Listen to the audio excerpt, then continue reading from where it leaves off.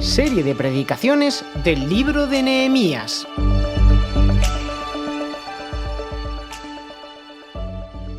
Buenos días a todos. Como siempre digo, me agrada mucho el saludaros, ¿no? Y después, cuando termine el culto, pues lo haremos más detenidamente a todos.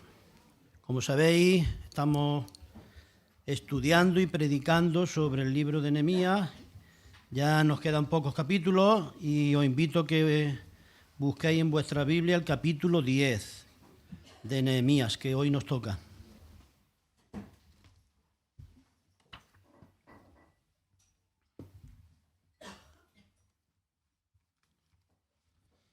Capítulo 10 de Nehemías. Pero vamos a tener como versículo base para este capítulo 10 el último del capítulo anterior, el último versículo, 9:38, que es la base para el capítulo 10. El título de la predicación de hoy es renovándonos y comprometiéndonos con Dios y su palabra. Eso es lo que hizo el pueblo con Nehemías en este capítulo y eso es lo que debemos de hacer nosotros cada día. Sin lugar a dudas, Nehemías fue un gran líder. Fue un líder de líderes. Pues él buscó a Dios en oración y con la ayuda y dirección de Dios, Nehemías hizo lo que nadie consiguió hacer en más de 100 años, que fue reconstruir las murallas de Jerusalén en un tiempo récord, 52 días, como vimos en el capítulo 6, versículo 15. Ahora, ¿cómo lo hizo Nehemías? Pues buscando a Dios, como todo lo que tenemos que hacer nosotros, buscando a Dios en oración. Y Nehemías oró con fe y actuó en consecuencia también. No se quedó quieto. Nehemías tuvo una fe con piernas, una fe que obra,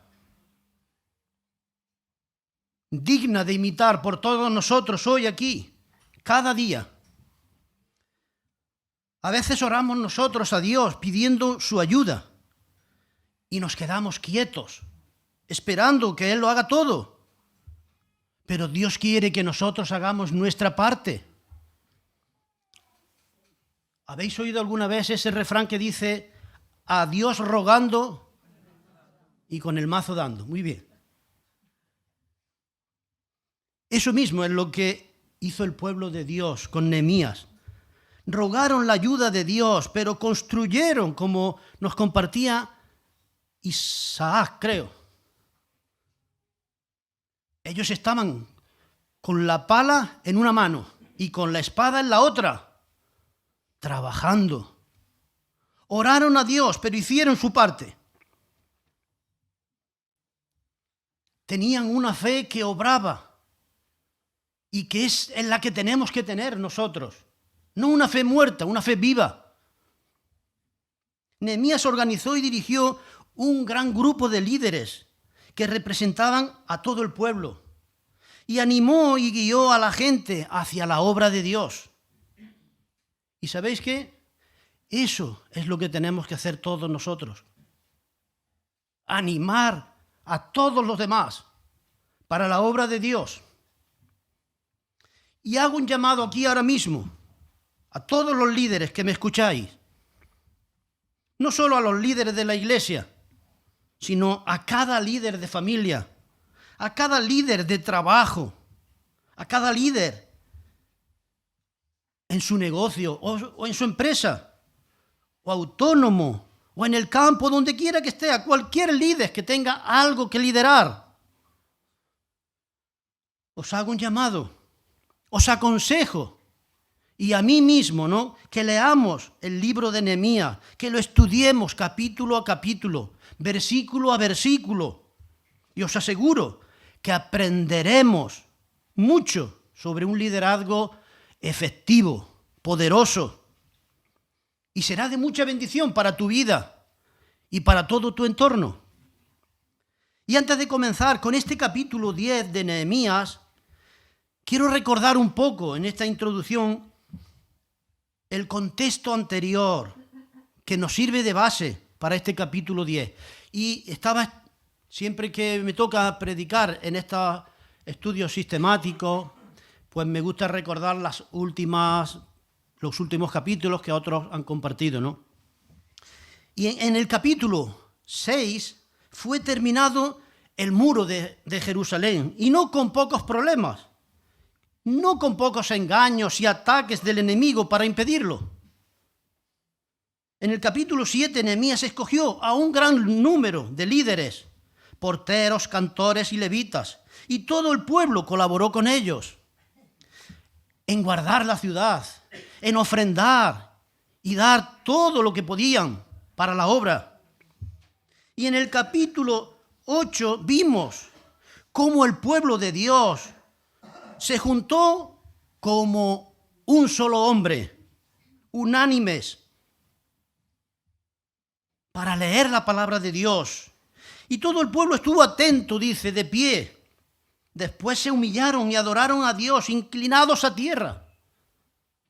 Y a consecuencia de la comprensión de la palabra de Dios que estaban oyendo, ¿qué pasó? Todos lloraban, dice, y al reconocer sus pecados y los de sus padres, eso les llevó al arrepentimiento. Pero después se alegraron y celebraron. ¿Por qué? Porque la misericordia de Dios y su benignidad nos lleva al arrepentimiento. Pero después Él nos perdona, Él nos limpia, Él nos restaura y nos levanta y nos usa para su gloria. Y en el capítulo 9 vimos también a este pueblo arrepintiéndose de sus pecados y de los de sus padres, reconociéndolos y ayunando también, buscando a Dios con todo su corazón. Y puestos en pie otra vez, dice que confesaban sus pecados durante 3 horas aproximadamente. Estuvieron confesando y llorando. Y después todos juntos hicieron un culto de adoración increíble por su perdón, por su misericordia. Y ahí recuerdan en este capítulo todos los milagros y maravillas que Dios había hecho sobre su pueblo y cómo los había guiado y perdonado una y otra vez, sin abandonarlos nunca, a pesar de sus constantes infidelidades y terquedades, como nos dice la palabra. ¿Sabéis por qué? Porque como hemos cantado, Dios es siempre fiel. A pesar de nuestras infidelidades, Él es fiel. Como leemos en Nehemías 9:17. Pero tú, dice, pero tú eres Dios que perdonas, clemente y piadoso, tardo para la ira y grande en misericordia, porque no los abandonaste. Bien, después de todo este maravilloso, todo lo que ocurrió en este pueblo, todo lo que hicieron realmente, arrepintiéndose y renovándose, el pueblo responde a Dios como debe responder un arrepentido, como debemos responder cada uno de nosotros. Respondió, y este es el primer punto que quiero compartir con vosotros, la respuesta que el pueblo dio. Y fue una respuesta, una promesa fiel a Dios. Ese es el primer punto. Una promesa fiel a Dios. Eso es lo que hicieron ellos. Y vamos a leer 4 versículos sobre este punto. Nehemías 9:38, que es, como decía, la base. Y luego vamos a leer el versículo 1, 28 y 29. Dice así: a causa pues de todo esto, está refiriéndose a todo esto que hemos compartido, hacemos fiel promesa y la escribimos. firmada por nuestros príncipes, por nuestros levitas y por nuestros sacerdotes. Versículo 1 del capítulo 10. Los que firmaron fueron Nehemías el gobernador, hijo de Acalías y Sedequías. Y pasamos ahora al versículo 28. Dice, y el resto del pueblo, los sacerdotes, levitas, porteros y cantores, los sirvientes del templo y todos los que se habían apartado de los pueblos de las tierras a la ley de Dios, con sus mujeres, sus hijos e hijas, todo el que tenía comprensión y discernimiento, se reunieron con sus hermanos y sus principales para protestar y jurar que andarían en la ley de Dios, que fue dada por Moisés, siervo de Dios, y que guardarían y cumplirían todos los mandamientos y decretos y estatutos de Jehová nuestro Señor. Mirad, en este versículo primero que hemos leído, el 38 del capítulo 9, dice, a causa pues de todo esto. Y como decía, se está refiriendo a lo que había ocurrido en los capítulos anteriores, especialmente en el capítulo 9, y que hemos recordado en la introducción, que los hijos de Israel habían leído el Antiguo Testamento, la palabra de Dios que tenían, y habían reconocido y confesado sus pecados, y después se reunieron en un culto de alabanza y adoración a Dios. Le alabaron, ¿sabéis por qué? Le alabaron como nosotros hemos cantado hoy también, porque Él es el creador de todo, y por lo tanto es creador del universo, y de nosotros mismos como creación especial. Y le alabaron también por sus obras de salvación y de redención, por su rescate de Egipto, recordando todo lo que pasó. Y a nosotros también nos salvó y nos libró de nuestra vana manera de vivir. Así que le pertenecemos al Señor doblemente, por creación y por redención, porque nos compró. Él nos compró y nos rescató con su preciosa sangre, muriendo en esa cruz del Calvario y resucitando de los muertos para la gloria de Dios. Mirad, estos son dos grandes motivos para ti y para mí, para dar gracias a Dios, no hoy, no el domingo, sino cada día. La redención, la salvación que el Señor nos ha dado y la creación que Él ha hecho. Ahora bien, el pueblo de Dios respondió alabando y dando gracias a Dios. Y de paso quiero preguntar a todos, ¿le has dado gracias a Dios hoy por haberte creado? ¿Le has dado gracias a Dios por haberte salvado hoy? Y también quiero preguntarte, ¿le has dicho hoy al Señor cuánto lo amas? Si no lo has hecho, este es un buen momento. Hazlo ahora. Dentro de tu corazón agradece al Señor.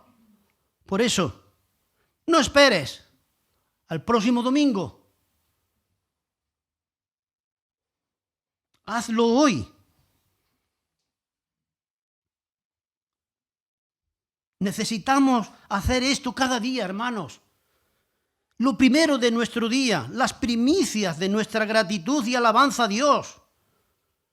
No esperemos domingo tras domingo para cantar alabanzas a Dios, para decirle que le amamos y que estamos agradecidos a Él por sus bendiciones, porque Él nos lo da todo, como alguien decía en su oración. Todo lo que tenemos nos lo da el Señor, lo material, lo físico, lo espiritual. Y Él nos ha creado también y nos ha salvado. Y esto es algo extraordinario y maravilloso. Y debemos de darle gracias a Dios. Pero cada día, cada momento que te acuerdes. No esperes al domingo. Y en estos primeros versículos del capítulo 10 tenemos a cada líder de la nación comprometiéndose y cumpliendo fielmente en representación de todo el pueblo, el cual el pueblo había decidido obedecer toda la palabra de Dios. Y los líderes estaban ahí. Los líderes tienen que estar siempre ahí, al frente, dando ejemplo. En cualquier lugar que seas líder, sé ejemplo para dar gloria a Dios. No puedes dar gloria a Dios si no eres un ejemplo. Ahora bien, quiero hacer unas preguntas prácticas, reflexivas, para que cada uno de nosotros podamos poner en práctica realmente lo que el Señor quiere que hagamos en nuestra vida. ¿Has hecho tú un pacto con Dios? ¿Le has prometido a Dios algo alguna vez en tu vida? Seguro que sí. Todos lo hemos hecho cuando nos hemos convertido al Señor. Cuando el Señor ha entrado en nuestra vida y nos ha salvado y hemos nacido de nuevo. Seguro que sí. Pero si no lo has hecho, hoy es el día de hacerlo.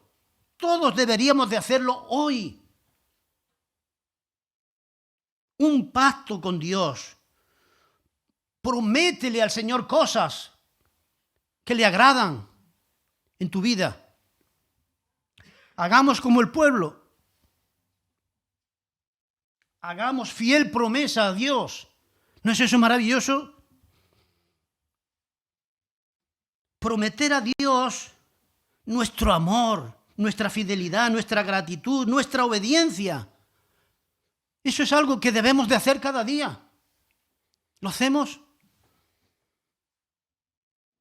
Algunas personas se resisten a prometer algo a Dios. ¿Sabéis por qué? Por si acaso no pueden cumplir. Pero sin embargo, en las relaciones humanas, cada vez que compramos algo importante, como un coche, una cochera, una casa, un piso, un terreno, o cualquier otra cosa de importancia, nos estamos comprometiendo con el banco, con quien sea, por escrito y firmado, en hacer ciertos pagos, al mes, al trimestre o cuando sea. ¿O no? Claro que sí. Lo que quiero decir es que las personas en general están dispuestas a asumir todo tipo de compromisos, de riesgo y obligaciones en la vida. Pero en el terreno espiritual no están tan dispuestas a hacer promesas a Dios con todo nuestro corazón. Y eso es lo que hizo el pueblo. Durante muchos años se olvidó de eso. Cientos de años. Pero luego, con Nehemías, se arrepintieron. Confesaron. Fueron restaurados, perdonados.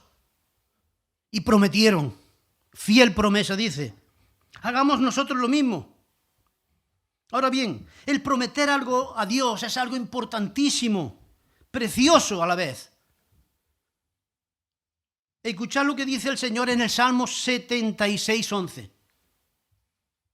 Dice así: prometed y pagad a Jehová vuestro Dios. ¿Lo veis? Todos los que están alrededor de él traigan ofrendas al temible. El Señor quiere que hagamos promesas a Él y que las firmemos como este pueblo hizo, con seriedad, con importancia. El Señor sabe cuándo le prometemos algo de corazón sincero y en serio, dependiendo de Él, confiando en Él, en su poder, no en el nuestro. ¿Cuántas veces le hemos fallado al Señor en nuestra vida? Muchas. Y en todas las áreas de nuestra vida. Pero ¿sabes qué?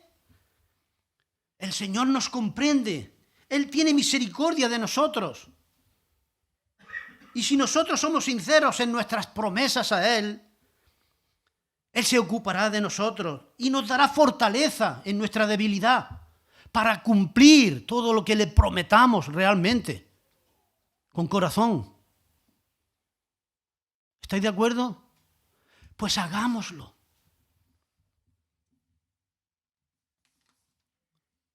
Mirad, en el versículo 1 nos dice, los que firmaron fueron, versículo 1 que hemos leído, los que firmaron fueron Nehemías el gobernador, hijo de Acalías. ¿Sabéis quién es este? Este fue el Nehemías del libro, el líder de líderes, el primero. Aquí están los primeros asientos casi siempre vacíos. Pues el primero hay que estar. Claro, muchos dicen, es que desde aquí el látigo llega más pronto, ¿no? Allí casi que no llega al final.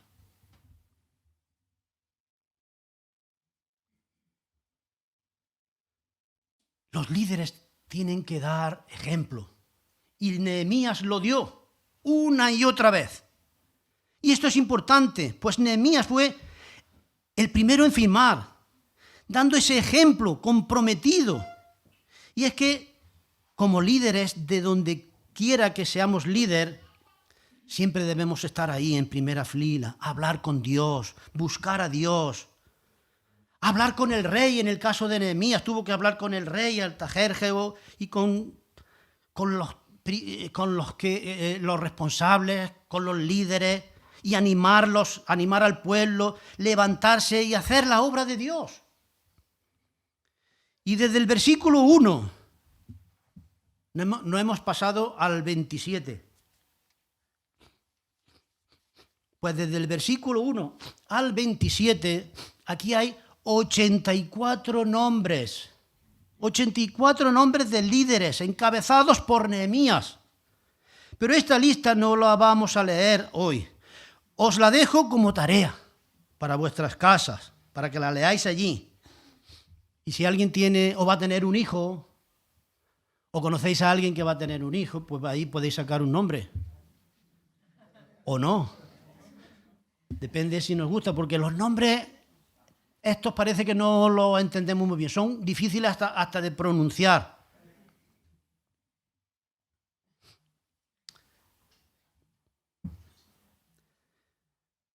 Pero lo importante no son los nombres. Lo importante son las personas de esta lista. Las personas de esta lista son importantes porque eran los líderes del pueblo de Dios, los cuales Dios escribió en su palabra para siempre, eternamente. Están aquí escritos y eso es un honor.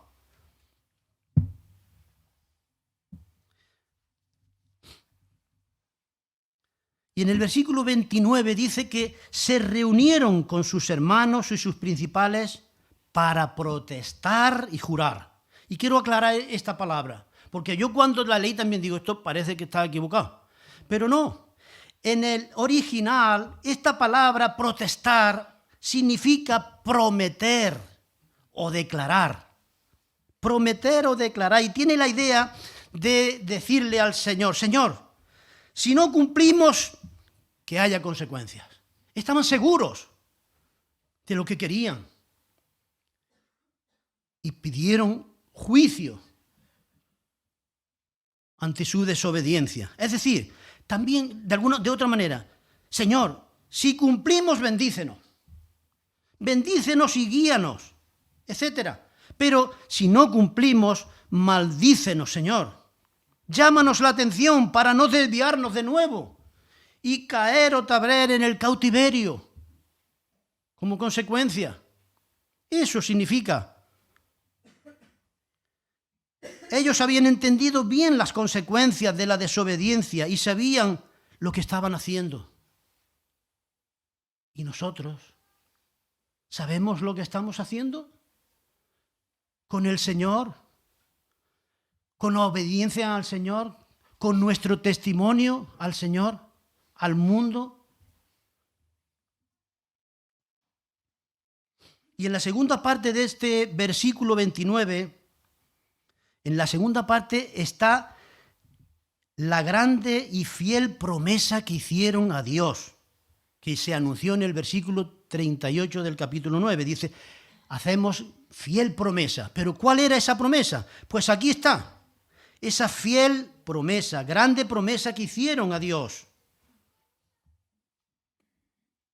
nosotros hacemos fiel promesa. Ahora, ¿cuál es la promesa? Fijaros, leamos el versículo 29. Dice, la gran y fiel promesa a Dios fue, Señor, nosotros, tu pueblo, prometemos y juramos que andaremos en tu ley y que guardaremos y cumpliremos todos los mandamientos, decretos, estatutos de Jehová nuestro Señor. Amén. Esa es la fiel promesa, la general promesa, que esa promesa completa todo, abarca toda la vida del creyente. Pero ahora, de esta promesa surgen 3 áreas, 3 subpuntos que quiero compartir con vosotros. Del versículo 30 hasta el 39 de este capítulo 10, vamos a ver 3 subpuntos o 3 áreas en las cuales el Señor hace hincapié, que son muy importantes en la vida y que Dios quiere que en ellas le glorifiquemos de manera especial, de forma especial. Estas 3 áreas se pueden convertir en el día de hoy en el compromiso especial, en las promesas que le hagamos al Señor, en respuesta a su amor redentor por nosotros. La primera área es el matrimonio, versículo 30. La segunda área es el trabajo en el día de reposo para los creyentes de Nehemías, del tiempo de Nehemías, o el día del Señor para nosotros hoy, versículo 31. Y en tercer lugar, la tercera área es la ofrenda a Dios y la casa de nuestro Dios. La ofrenda a Dios y el templo. Versículos 32 al 39. Vamos al primero, el matrimonio. Versículo 30 dice, y que no daríamos nuestras hijas a los pueblos de la tierra, ni tomaríamos sus hijas para nuestros hijos. Este parece haber sido el problema perpetuo de Israel hasta ahora, que se arrepienten. Pues están prometiendo a Dios y pactando con Dios que ya no habría más matrimonios mixtos con paganos, porque lo estaban haciendo constantemente. En tiempos de Nehemías, los hijos no podían escoger a sus esposas, sino que eran matrimonios arreglados por los padres. Pero los padres, ya mucho antes del cautiverio en Babilonia, se habían apartado, se habían olvidado del compromiso de seguir a Dios y de adorar y de no adorar a dioses ajenos. Pues ellos eran el pueblo escogido por Dios para testificar a todas las naciones paganas. Y por eso Dios prohibió el matrimonio entre israelitas y los paganos. Eso está en Deuteronomio 7, 3 y 4, para el que quiera anotarlo. Ahora, sin embargo, los israelitas a menudo se casaban con paganos, con las consecuencias graves que eso conllevaba, especialmente de idolatría. Acordémonos, por ejemplo, de Sansón, o del más sabio hombre sobre la tierra, Salomón. ¿Cuántos dioses adoró Salomón en su decadencia? El hombre más sabio de la tierra, por casarse con paganos, con paganas, en este caso. Eso está en Primera de Reyes 11, 3 y 4. Y los padres desobedientes a la ley de Dios, los padres del pueblo de Israel en tiempos de Nehemías y antes, desobedientes a la ley de Dios, veían a una chica pagana que adoraba a un dios pagano, pero que su padre tenía money, le iba muy bien económicamente, y entonces pues pactaban y arreglaban el matrimonio con esas personas así, por razones económicas. Una y otra vez, cayendo en una desobediencia y con las consecuencias que eso llevaba, dejando a Dios fuera de sus vidas, de su familia y del pueblo. Hoy en día nosotros no actuamos así con nuestros hijos, no pactamos ni arreglamos sus matrimonios, como entonces, por supuesto, aunque algunas veces deberíamos de hacerlo, pero no podemos. Si pudiéramos lo haríamos, pero no podemos. No, solamente podemos aconsejarles, enseñarles lo que la palabra de Dios dice al respecto y orar a Dios por ellos, para que tomen buenas decisiones y darles un buen ejemplo en nuestras vidas, en nuestros matrimonios. Pero la decisión final es de ellos, delante de Dios. Hoy en día, una de las áreas más atacadas en nuestra sociedad es el matrimonio. Alguien dijo que es una especie en extinción. Y en cierta manera, lleva razón, ¿no? Algo está en decadencia y perdiendo importancia. Incluso muchos novios y padres de esos novios piensan que es mejor no casarse. Porque si se van a casar y a poco se van a separar, mejor júntate y si las cosas no van muy bien, pues bueno, pues cada uno por su lado, otra vez. Pero eso va contra la voluntad de Dios. Vamos a ver un pasaje en la palabra de Dios que nos habla del matrimonio, que lo sabemos todos, pero vamos a recordarlo porque necesitamos recordarlo para darnos cuenta de por qué es tan atacado en nuestros días el matrimonio, en nuestra sociedad. Está en Efesios capítulo 5. Efesios capítulo 5. Y los versículos 22 al 33. Vamos a leerlo. Dice así. Las casadas estén sujetas a sus propios maridos como al Señor, porque el marido es cabeza de la mujer, así como Cristo es cabeza de la Iglesia, la cual es su cuerpo y Él es su Salvador. Así que, como la Iglesia está sujeta a Cristo, así también las casadas lo estén a sus maridos en todo. Maridos, amad a vuestras mujeres, así como Cristo amó a la Iglesia y se entregó a sí mismo por ella, para santificarla, habiéndola purificado en el lavamiento del agua por la palabra, a fin de presentársela a sí mismo una iglesia gloriosa, que no tuviese mancha ni arruga, ni cosa semejante, sino que fuese santa y sin mancha. Así también los maridos deben amar a sus mujeres, como a sus mismos cuerpos.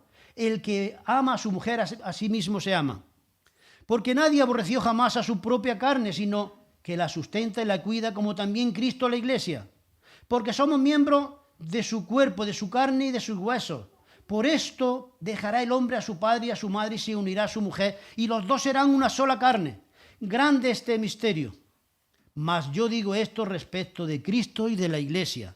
Por lo demás, cada uno de vosotros ame también a su mujer, como a sí mismo, y la mujer respete a su marido. Mirad, aquí Pablo nos habla del matrimonio, de cómo debe ser ese matrimonio para la gloria de Dios. Y le habla al hombre y a la mujer casados. Y todo esto que hemos leído podríamos resumirlo en dos palabras: amor y respeto. Amor y respeto, como vemos en el versículo 33. Se repite en un montón de versículos. Amor del uno al otro, respeto del uno al otro. Y en el versículo 33 dice: cada uno de vosotros ame a su mujer y la mujer respete a su marido. ¿Os habéis dado cuenta cómo este pasaje nos enseña la relación entre marido y esposa creyentes y se compara e ilustra con la relación que existe entre Cristo, el esposo, y la iglesia, la novia, la esposa? Y es que Pablo nos está enseñando aquí que el matrimonio es más que la unión de dos personas. nos enseña que el matrimonio es una ilustración, un reflejo de la relación de Cristo con la Iglesia. ¿Entendemos ahora por qué el matrimonio es tan atacado en nuestra sociedad? Porque refleja el amor de Cristo por su Iglesia.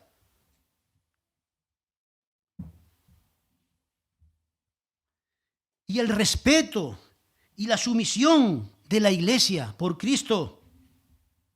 ¿Lo veis? Satanás está ahí, usando al mundo todas las artimañas, engaños para destruir, para desprestigiar el matrimonio y para que los matrimonios cristianos demos mal testimonio. ¿Lo está consiguiendo en el tuyo? Pero ¿sabéis qué? Tenemos a Cristo. Tenemos a Cristo que venció al diablo, que venció la muerte, que venció al mundo, muriendo en esa cruz y resucitando de la muerte. No os olvidéis de eso como el pueblo de Dios entonces. Acudamos a Cristo.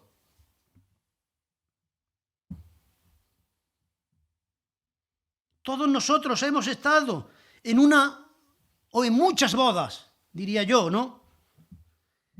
Y hemos escuchado claramente y en voz alta, porque a los novios le dan un micrófono, ¿no? ¿Y qué hemos escuchado cuando le dan a los novios un micrófono? Promesas y compromisos. ¿A que sí? Promesas y compromisos, ¿verdad? Pues bien, os propongo, ¿por qué no hacemos nosotros lo mismo con el Señor Jesucristo? Ahora mismo. Coged el micro. Promesas y compromisos con Él. En nuestros matrimonios. Para su gloria y honra. Hagamos hoy que nuestros matrimonios le glorifiquen. No lo dejemos para mañana. Cojámonos de la mano hoy en nuestras casas y hagamos eso para el Señor. Comprometámonos. Démosle al Señor la gloria y digámosle: Señor, ayúdanos para que nuestro matrimonio, para que mi matrimonio te honre como tú mereces, te glorifique a ti cada día, no solamente el domingo. Segundo punto, sus puntos: el trabajo en el día de reposo o día del Señor. En el día de reposo para Israel en tiempos de Nehemías y el día del Señor para nosotros hoy como cristianos. Dice el versículo 31, asimismo, que si los pueblos de la tierra trajesen a vender mercaderías y comestibles en día de reposo, nada tomaríamos de ellos en ese día, ni en otro día santificado, y que el año séptimo dejaríamos descansar la tierra y perdonaríamos toda deuda. El Señor les había dicho al pueblo en el cuarto mandamiento, en Éxodo, 6 días trabajarás a la semana y 1 descansarás para Dios. Y el pueblo, ¿sabéis qué? Se olvidó de ese mandamiento y lo desobedecían constantemente. ¿Para qué? Para ganar más. Otra vez el dinero por medio. Y así sacaban otra vez a Dios de sus trabajos. Ya lo sacaron del matrimonio. Ahora también lo sacan de sus trabajos. Trabajan 7 días a la semana. Ahora pregunto, ¿cuántos días dedicas tú al Señor? Acordémonos ahora del maná. El maná que Dios les enviaba desde el cielo cuando estuvieron el pueblo de Dios en el desierto 40 años. Y Dios les dio que comieran, les dijo que cogieran una porción diaria de ese maná para cada día de la semana. Pero el séptimo día tenían que recoger 2 porciones para el día de reposo. ¿Sabéis lo que hacían? Lo sabemos, ¿verdad? Cogían doble porción. No cogían doble porción, cogían más de doble porción. Y todo lo que cogían de más se podría. Porque no confiaban en Dios. Y Dios les estaba enseñando a tener fe y dependencia de Él. Y eso hace con nosotros también. ¿Estás confiando en el Señor? ¿Estás dedicando tiempo para Él? ¿O necesitas trabajar todos los días? Echar muchas horas, ganar mucho dinero.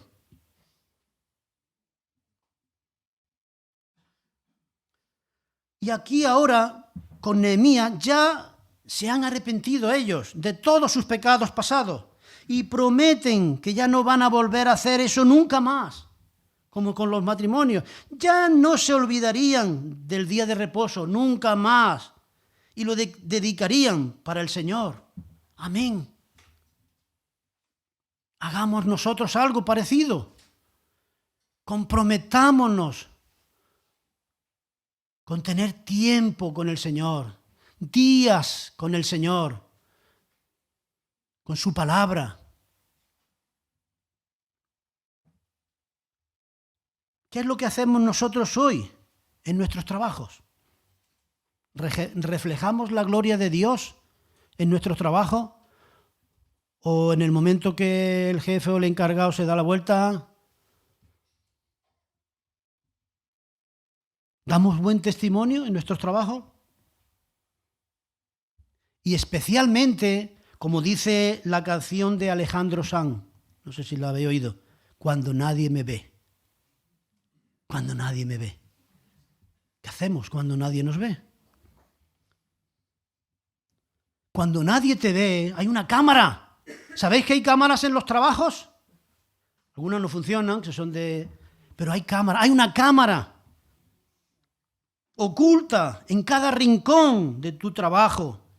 Es Dios. Dios está viéndote. El Señor nos ve. No nos engañemos. Vamos a leer un pasaje bíblico sobre el trabajo, como hicimos con el del matrimonio. Y también está en Efesios, en el capítulo siguiente, capítulo 6 de Efesios, versículos 5 al 9, para que veamos lo que dice el Señor sobre el trabajo. Dice: siervos, obedeced a vuestros amos terrenales con temor y temblor, con sencillez de vuestro corazón, como a Cristo. ¿Lo hacemos así? No sirviendo al ojo, como los que quieren agradar a los hombres, sino como siervos de Cristo. Así tenemos que trabajar en nuestros trabajos, como siervos de Cristo, de corazón, haciendo la voluntad de Dios, sirviendo de buena voluntad como para el Señor y no para los hombres, sabiendo que el bien que cada uno hiciere, ese recibirá del Señor, sea siervo, sea libre. Y vosotros, amos, haced también lo mismo con ellos, dejando las amenazas, sabiendo que el Señor de ellos y vuestro está en los cielos, y que para Él no hay acepción de personas. ¿Lo veis? Uno de los pasajes, hay muchos pasajes que hablan del matrimonio, más que hemos leído, y muchos que hablan del trabajo. Pero este nos enseña algo. Pablo nos enseña aquí que no debemos servir y honrar que debemos servir y honrar al Señor, pero que no solamente tenemos que hacerlo en la iglesia. Pues si somos cristianos comprometidos con Cristo, debemos reflejar el amor de Dios, la sumisión y el ejemplo de Cristo en todo lugar donde estemos, especialmente en nuestros trabajos. No podemos ni debemos ser cristianos solamente en la iglesia y personas del mundo en el trabajo, no. Ahora quiero hacer unas preguntas reflexivas y de aplicación al respecto. Voy a hacer 3 preguntas. ¿Obedeces tú a tus jefes terrenales con sencillez como a Cristo? dando el 100% de ti, como nos dice el versículo 5. Segunda pregunta, ¿trabajas tú de forma honrada como un siervo de Cristo, como nos dice el versículo 6? Al 100%, cuando nadie te ve. Tercera pregunta, ¿confías en el Señor y obedeces su palabra con relación al trabajo? ¿O te escaqueas? ¿Te quejas? Hay mucha gente que no tiene trabajo y desearían tener uno. ¿Lo cuidas? Si tus respuestas son a todas sí,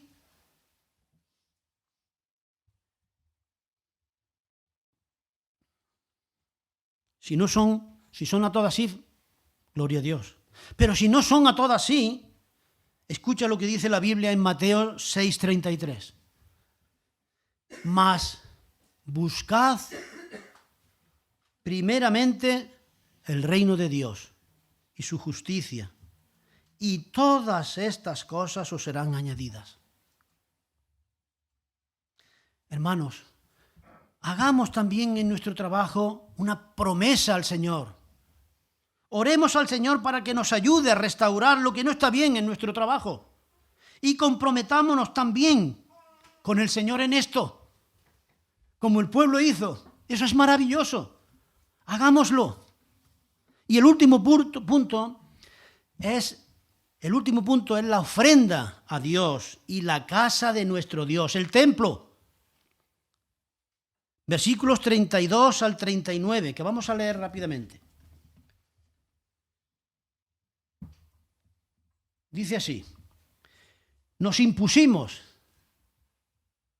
además, por ley, el cargo de contribuir cada año con la tercera parte de un siclo para la obra de la casa de Dios, para el pan de la proposición. Aquí está hablando sobre el templo y sobre los sacrificios y sobre todas las ofrendas que había. Y vamos a ver cómo es un llamado a la ofrenda. Pero en el templo, que en aquel momento era el templo de piedra, pero que hoy vamos a ver como el templo del Señor no es ese. Dice, para el pan de la proposición, para la ofrenda continua, para los holocaustos continuos, los días de reposo, las nuevas lunas, las festividades, y para las cosas santificadas y los sacrificios de expiación por el pecado de Israel, y para todo el servicio de la casa de nuestro Dios. Echando también suertes los sacerdotes, los levitas y el pueblo acerca de la ofrenda de la leña para traerla a la casa de nuestro Dios, según las casas de nuestros padres en los tiempos determinados cada año, para quemar sobre el altar de Jehová nuestro Dios, como está escrito en la ley, y que cada año traeríamos a la casa de Jehová las primicias de nuestra tierra y las primicias del fruto de todo árbol, asimismo los primogénitos de nuestros hijos, de nuestro ganado, como está escrito en la ley, y que traeríamos los primogénitos de nuestras vacas y nuestras ovejas a la casa de nuestro Dios, a los sacerdotes que ministran en la casa de nuestro Dios, que traeríamos también las primicias de nuestras masas y nuestras ofrendas y del fruto de todo árbol y del vino y del aceite para los sacerdotes a las cámaras de la casa de nuestro Dios, y el diezmo de nuestra tierra para los levitas, y que los levitas recibirían las décimas de nuestras labores en todas las ciudades,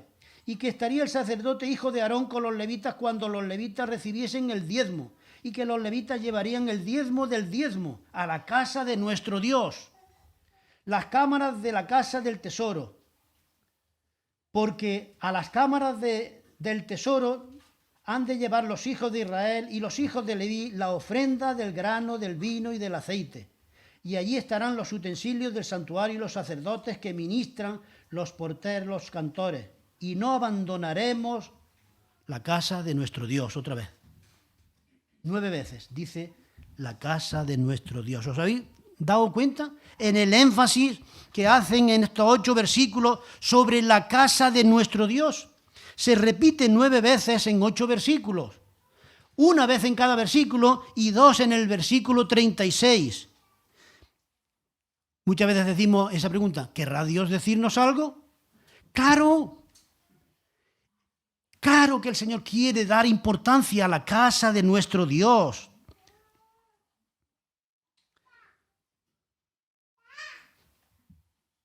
Se está centrando aquí Nehemías en el templo de Dios, en esa época, por los sacrificios, la manera de relacionarse con Dios, por medio de rituales en el templo, o casa de Dios, como hemos leído. Por cuanto llegamos al Nuevo Testamento, la Biblia dice que todos los creyentes, como iglesia del Señor, somos la casa de Dios, el templo de Dios. En 1 Corintios 3:16 dice, ¿no sabéis que sois templo de Dios y que el Espíritu de Dios mora en vosotros? Aquí la iglesia es comparada con un templo de piedras que la forman los creyentes como piedras vivas. Y en 1 Corintios 6, 19, 20 dice, ¿o ignoráis que vuestro cuerpo es templo del Espíritu Santo, el cual está en vosotros, el cual tenéis de Dios y que no sois vuestro? Porque habéis sido comprados por precio. Glorificad, y esto es importante, subrayad eso, glorificad pues a Dios en vuestro cuerpo y en vuestro espíritu, los cuales son de Dios. Tenemos que entender lo que Pablo nos enseña aquí. Primero, que nuestros cuerpos son templo de Dios y que nuestros cuerpos no son nuestros, son del Señor por creación y por compra. Por eso Pablo nos manda que glorifiquemos al Señor. Ahora bien, ¿cómo lo hacemos? ¿Cómo glorificamos al Señor? En nuestros cuerpos. Pues bien, Pablo nos da la solución, Pablo nos da la respuesta a esa pregunta. Romanos 12:1 dice, así que hermanos, os ruego por las misericordias de Dios que presentéis vuestros cuerpos en sacrificio vivo, santo, agradable a Dios, que es vuestro culto racional. Lo que tenéis que hacer. Y en estos últimos versículos nos hablan sobre toda clase de ofrendas que habían en tiempos de Nehemías. Y todas las ofrendas estaban relacionadas con la casa de nuestro Dios, su mantenimiento y todo el personal que trabajaba ahí. Ahora, ¿sabéis, para terminar, cuál es la mayor ofrenda que podemos hacer cada uno de nosotros a Dios? La mayor ofrenda que podemos hacer cada uno de nosotros a Dios es poner en práctica este versículo que hemos leído. Así que, hermanos, os ruego por las misericordias de Dios, en base a las misericordias de Dios, que presentéis vuestros cuerpos en sacrificio vivo, santo, agradable a Dios, que es vuestro culto racional.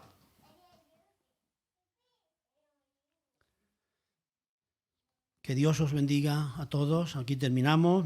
Vamos a orar y dar gracias a Dios. Señor y Padre, te damos gracias por tu palabra. Ayúdanos, Señor, grábala en nuestros corazones y nuestras mentes y ayúdanos a ponerla en práctica cada día. Y ayúdanos, Señor, a renovarnos en nuestros matrimonios, en nuestros trabajos y en nuestras ofrendas, Señor. Queremos ofrecerte nuestras vidas, nuestros dones, nuestro tiempo, nuestro dinero, nuestras propiedades, para tu gloria y honra. Lo pedimos en tu santo nombre. Amén.